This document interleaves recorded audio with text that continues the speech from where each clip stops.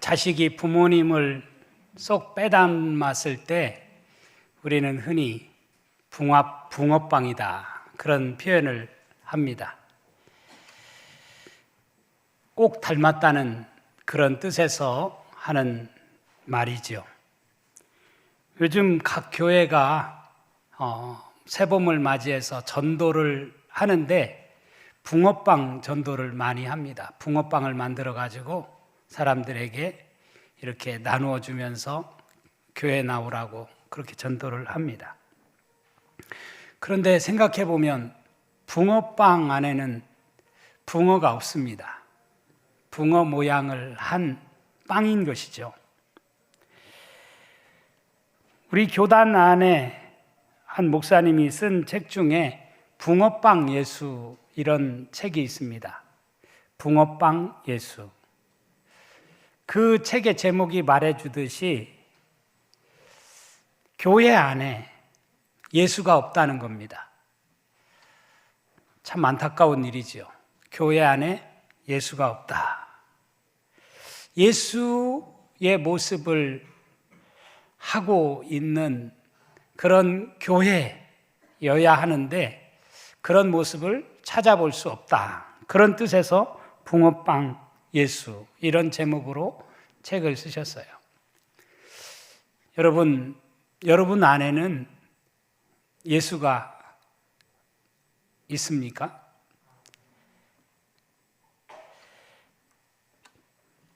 복음서 가운데서 가장 먼저 기록한 것으로 알려진 마가복음 1장 1절에 보면 하나님의 아들 예수 그리스도의 복음의 시작이라, 이렇게 말씀이 시작되고 있습니다. 하나님의 아들 예수 그리스도 복음의 시작이다.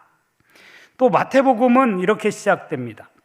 아브라함과 다윗의 자손 예수 그리스도의 계보라. 아브라함과 다윗의 자손 예수 그리스도의 계보라. 그러니까 복음서들은 예수 그리스도를 증거하는 말씀이다, 복음이다 라고 하는 것을 맨 먼저 밝히고 복음서를 이렇게 기록해 가고 있는 것을 우리가 볼 수가 있습니다. 예수 그리스도라는 말은, 예수라는 말은 이름이고 그리스도라는 말은 칭호입니다. 메시아라는 그런 칭호이죠.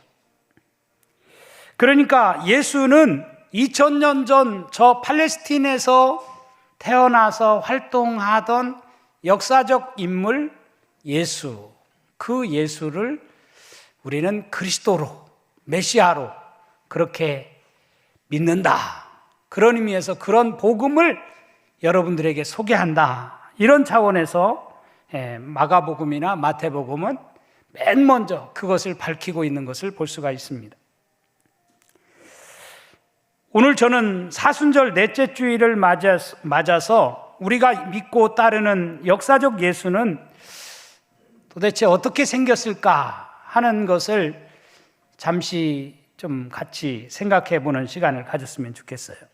오늘 본문에 보면 우리가 믿고 따르는 예수님은 종의 형체를 가지사 사람들과 같이 되셨고 사람의 모양으로 나타나셨다라고 그렇게 기록하고 있습니다.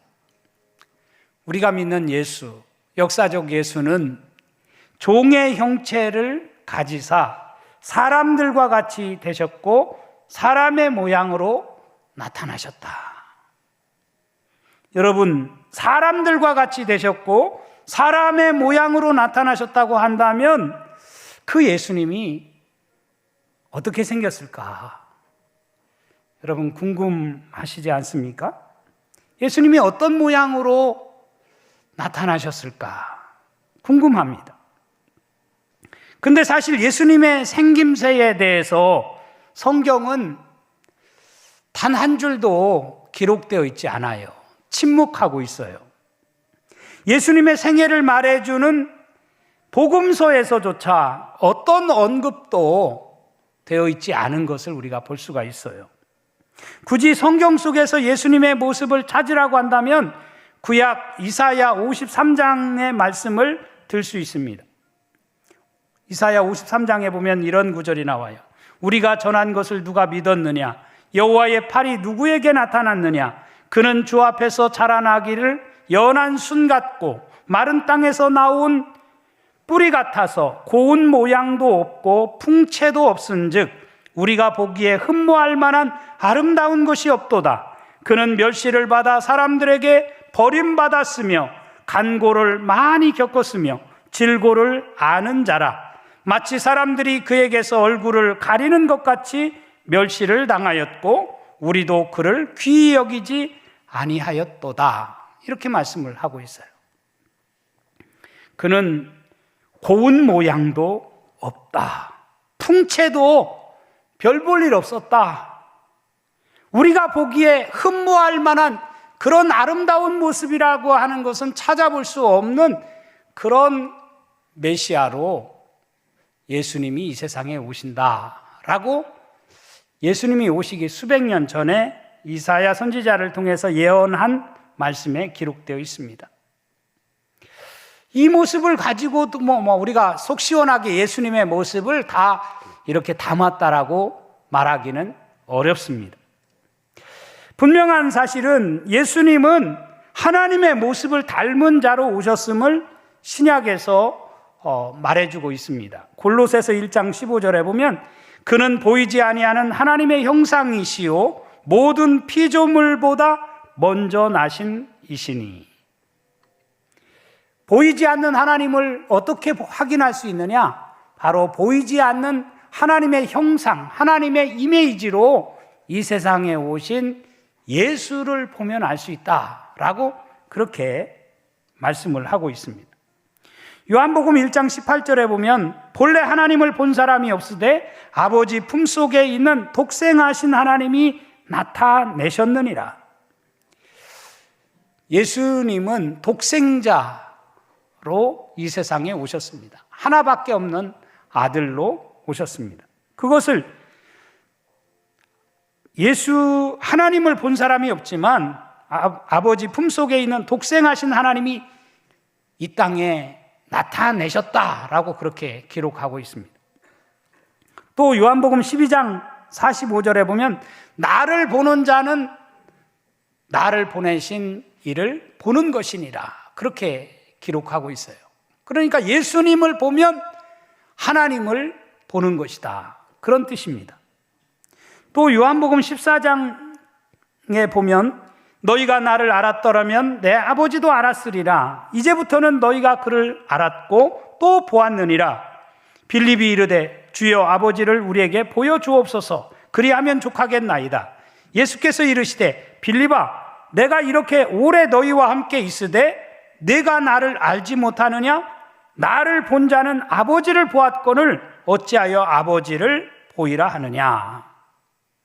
나를 보았다면 아버지를 본 것이다. 하나님을 본 것이다. 그런 말씀을 하셨어요.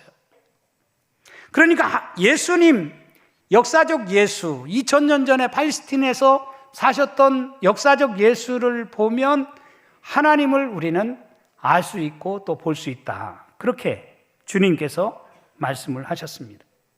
여러분은 예수님이 어떻게 생겼다고 상상하면서 또 믿고 계십니까? 도마복음이라는 복음서가 있습니다. 물론 사복음서에는 도마복음이 없어요. 이 도마복음에 보면 이런 구절이 나와요. 예수가 제자들에게 말했다. 비교해서 나에게 말해보아라. 내가 어떻게 생겼느냐? 시몬 베드로가 말했다. 당신은 의로운 천사 같습니다. 마태가 말했다. 당신은 지혜로운 철학자 같습니다. 도마가 말했다. 선생님, 제 입으로는 당신이 어떻게 생겼는지 도저히 말할 수가 없습니다. 이런 구절이 나와요. 시몬 베드로에게 내가 어떻게 생겼냐라고 하니까 시몬 베드로는 예수님과 가장 가까운 거리에서 활동했던 시몬 베드로는 당신은 의로운 천사 같습니다. 이렇게 표현을 했고 또 마태에게는 당신이 어떻게 생겼냐라고 물었을 때 마태는 지혜로운 철학자 같습니다. 이렇게 대답을 했고 도마는 당신에 대해서 내가 도저히 말로 표현할 길이 없습니다. 이런 말을 했습니다. 또 요한행전이라는, 우리는 사도행전만 알고 있지만 요한행전이라는 것이 2세기에 쓰여졌는데, 물론 정경에는 들어가지 못한 책입니다. 거기에 보면 부활하신 예수가 여러 모습으로 나타나셨음을 기록하고 있는데 이런 구절이 나와요. 우리가 다시 그를 따르려고 그곳을 떠났을 때 그가 다시 나에게 나타났는데 머리가 벗어지고 굵은 수염이 많이 자란 모습이었다. 그러나 야고보에게는 수염이 막 자라기 시작한 젊은이의 모습으로 나타났다. 우리 둘은 우리가 본 그의 모습에 혼란스러웠다. 나는 그의 모습을 있는 그대로 보려고 애썼고 그의 눈을 보았으나 그는 눈을 감는 적 없이 항상 뜨고 있었다. 그는 때때로 작고 매력 없는 사람으로 나타났으나 다시 천상에 이르는 모습으로 나타났다. 이런 구절이 쓰여 있습니다. 그러니까 우리가 가진 복음서에는 예수님의 모습에 대해서 기록하고 있지 않지만, 그러나 다른 정경에 들지 않은 다른 책들에 보면 예수님의 모습을 조금은 짐작해 볼 수 있는 그런 모습을 우리가 알 수가 있습니다. 물론 이 밖에도 예수님의 모습을 추론해 볼 수 있는 몇 가지의 글들이 있습니다. 하지만 저는 오늘 여러분들에게 몇 개의 초상화를 보면서 또 예수님의 모습을 한번 상상해 보기를 원합니다. 보통 4세기 후반부터 예수님의 얼굴을 그린 초상이 나타나기 시작했습니다. 그도 그럴 것이, 그 전에는 기독교가 대단히 많은 박해를 받고 있었기 때문에 감히 어느 누구도 예수님을 그릴 엄두를 내지 못했어요. 그래서 현재 남아있는 예수님의 초상화 중에서 가장 오래된 작품은 375년경에 그려진 로마 카타콤에 남아있는 그런 벽화입니다. 벽화에 남아있는 그림이에요. 이게 바로 가장 오래된 예수님의 초상화라고 할 수 있습니다. 초대교회 시대에 박해를 피해서 카타콤에 숨어 들어갔잖아요. 카타콤은 옛날 무덤이에요. 지하 동굴 무덤인데 그 무덤에 들어가서 예수님의 모습을, 그 깜깜한 곳에서 예수님의 모습을 그려놨는데 이 작품 하나만 남아있어요.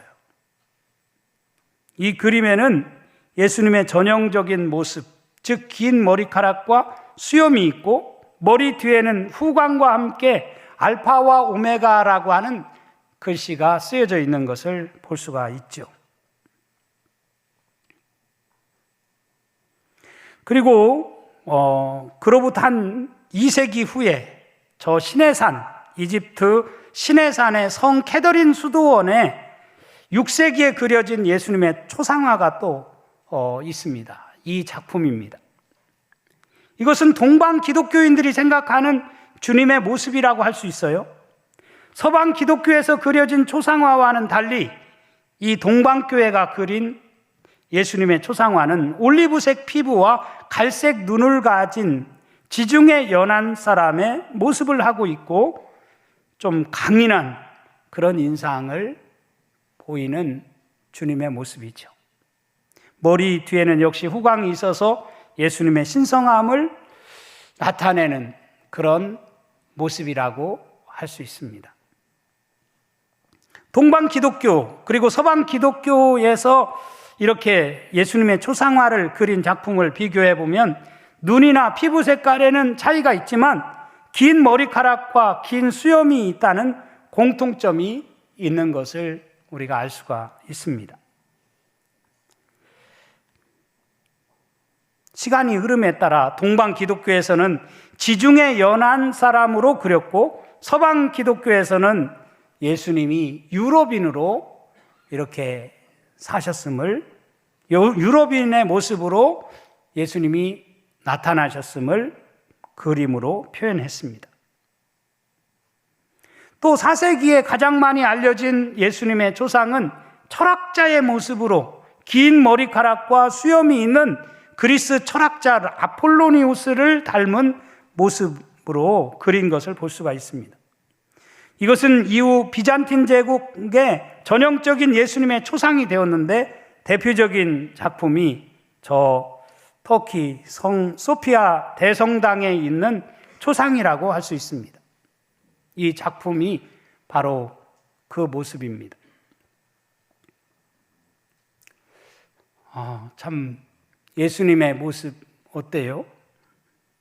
2000년 동안 많은 예수님의 초상화가 그려졌는데 예수님의 용모를 가장 잘 표현했다고 평가받는 초상화는 이제 지금 여러분들에게 보여줄 미국 화가 살만의 그리스도의 머리라고 하는 제목이 붙어 있는 이 작품입니다.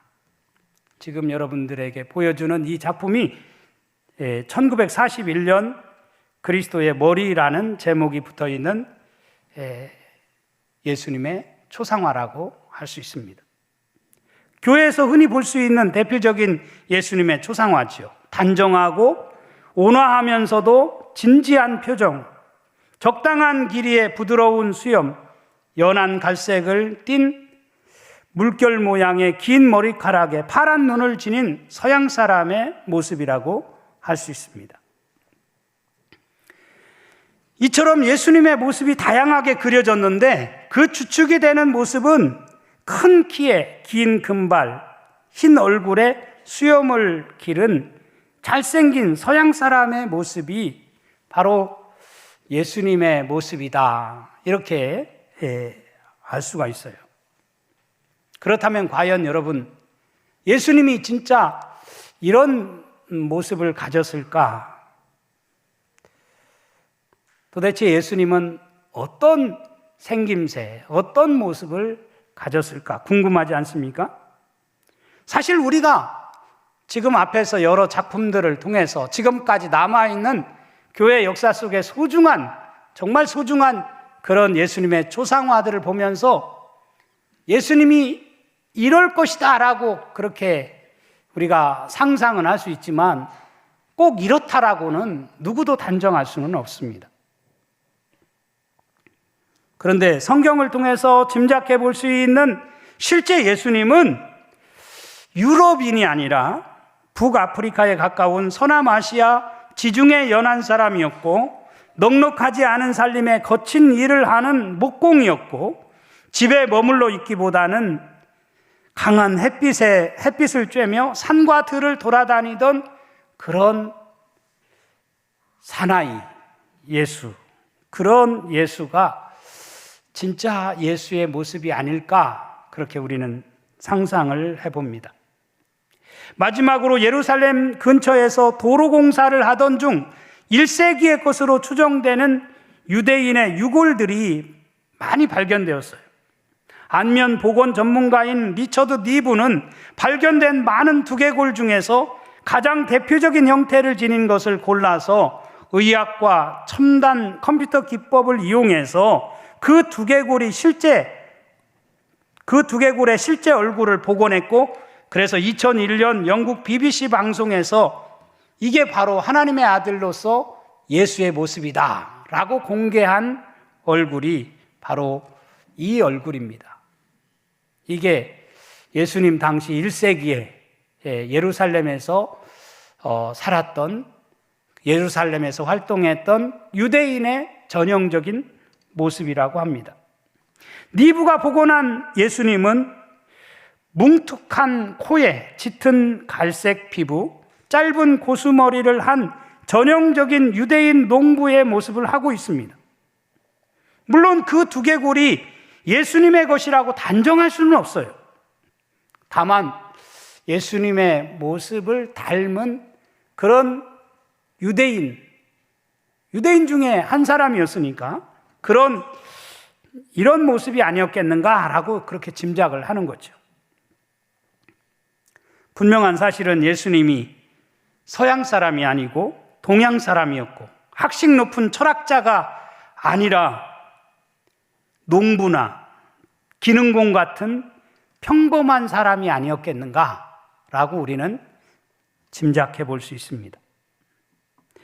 사실 성경에 많은 인물들에 대한 생김새를 기록한 말씀들이 많이 나와 있습니다. 가령 모세에 대해서도 성경에 언급이 되어 있어요. 요셉에 대해서도 그의 용모가 어떻다고 성경은 기록합니다. 이스라엘의 초대 왕 사울에 대해서도, 또 다윗에 대해서도, 여러 성경의 인물들에 대한 이렇게 용모를 많이 기록하고 있어요. 신약에 와서 사도 바울에 대해서도 언급되어 있어요. 그런데 왜 예수님의 용모에 대해서는 성경이 단 한 줄도 기록하고 있지 않을까? 함구하고 있을까? 궁금하지 않아요? 신학자들은 대개 세 가지로 그 이유를 말합니다.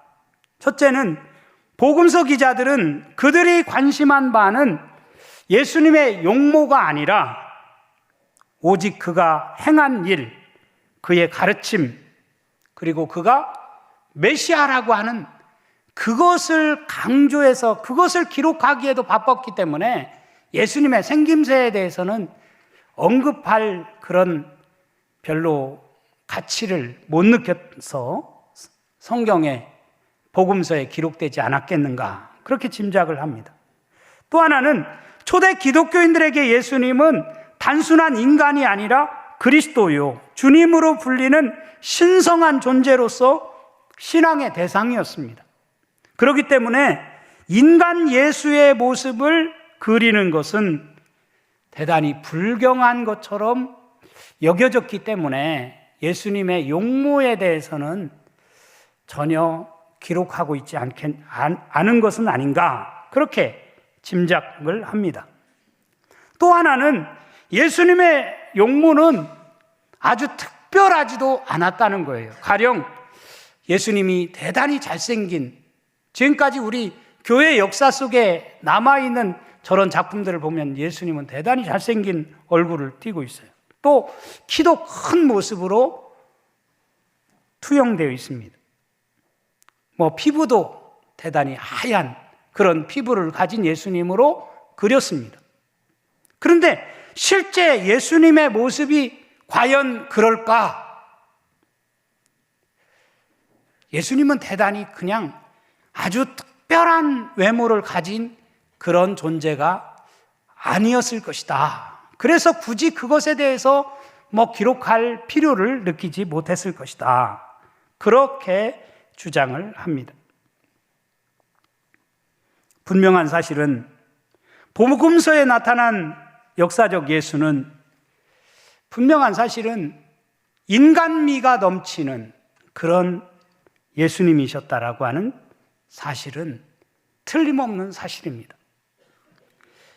예수님보다 6개월 먼저 태어나 광야에서 예수님처럼 활동을 했던 세례 요한은 대단히 금욕적인 삶을 살았죠. 금식을 하면서 그렇게 광야에서 살았습니다. 하지만 예수님은 광야에서 활동하신 것이 아니라 주로 사람들이 많이 사는 그런 마을에서 마을 사람들과 함께 먹고 마시는, 그리고 저들과 함께 희노애락을 함께하는 예수님이셨다라고 하는 사실을 우리는 성경에서 발견하게 됩니다.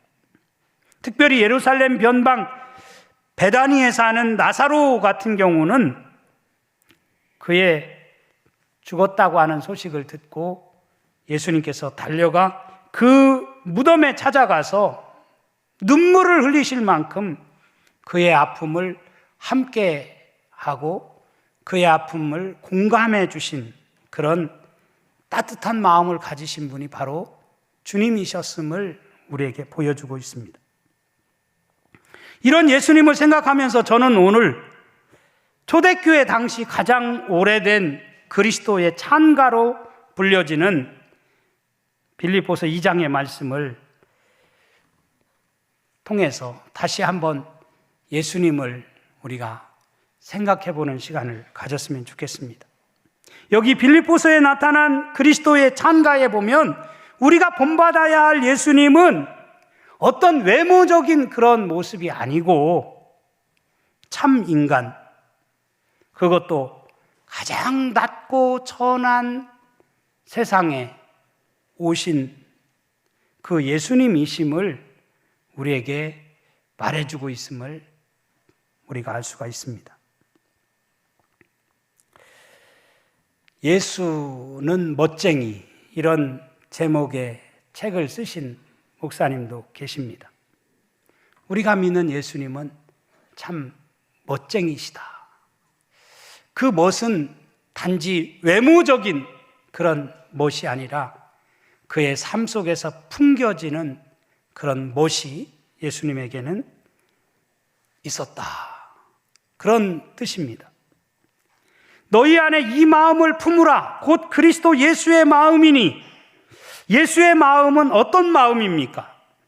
인간을 사랑하시되 하늘 보좌를 버리시고 낮고 천한 이 땅에 인간의 몸으로, 아니 종의 모습으로 오신 예수님, 그 예수의 마음, 그 겸손을 우리가 품을 때 우리가 이 세상에서 많은 사람들이 정말 예수님을 믿어야 돼, 예수님을 진짜 믿고 살아야 돼 라고 말할 수 있지 않을까 생각합니다.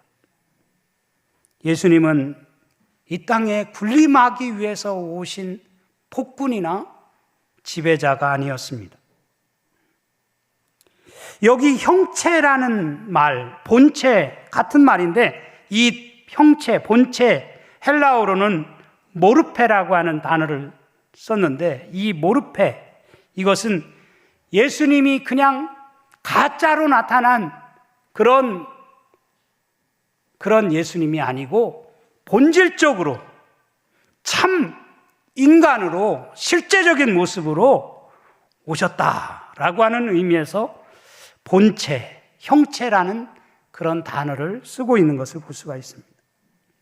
사람의 모양으로 나타나사 자기를 낮추시고 죽기까지 복종하셨으니 곧 십자가에 죽으심이라. 그냥 가짜로 사람의 모양으로 그냥 나타난 그런 예수가 아니라 진짜 본질적으로 사람의 모양으로 나타나사 자기를 낮추시고 더더군다나 죽기까지 복종하셨다. 그 십자가에 죽으셨다. 여러분, 우리는 때로 우리 자신들을 좀 비우는, 그리고 자기를 낮추는 그런 일을 참 해야 되는데 잘 되지가 않아요. 저부터도 생각해 보면 별것 아닌 나 자신을 드러내기를 좋아하고, 또 내가 가지고 있는 별것 아닌 것을 놓지 못해서, 그래서 낮추지 못하는 나 자신의 모습을 볼 때가 참 많이 있습니다. 요즘 정치인들을 바라보면서 우리는 그런 요구를 하지요. 좀 그 사람이 쥐고 있는 것, 별것 아닌 것 조금 놓기만 하면 참 대단하다라고 인정해 줄 텐데, 그게 뭐라고 그것을 부여잡고 끝까지 놓지 않으려고 하는 그런 모습을 보면서 안타까운 마음을 모든 국민들이 가지고 있다고 생각이 듭니다. 그런데 우리 주님은 그 정도가 아니고 하늘 보좌를 버리시고 낮고 천한 이 세상에 사람의 모양으로 오셨고, 그것도 종의 형체를 가져서 이 세상에 오셨고, 아무 죄 없으신 그분이 극악무도한 죄인을 다는 그 형틀, 그 로마의 가장 무서운 형틀이라고 하는 그 십자가에 못 박혀 죽으신 예수, 그 모습으로 예수님은 오셨다. 거기까지 낮추셨다.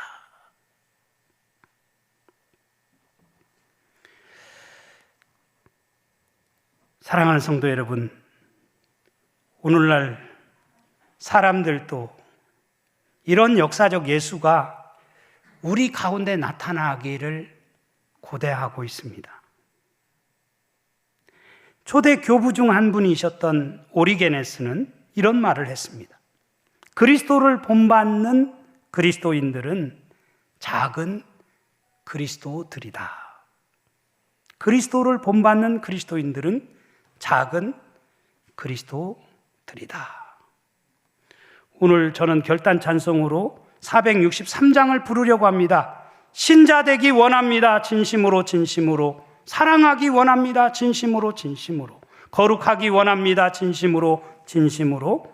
4절은 예수 닮기 원합니다. 진심으로 진심으로. 예수님은 가짜로 이 세상에 오신 분이 아니고 역사적으로 이 세상에 오셨는데 그 예수는 정말 자기를 낮추시고 죽기까지 복종하신 그 예수 닮기 원합니다. 진심으로 진심으로.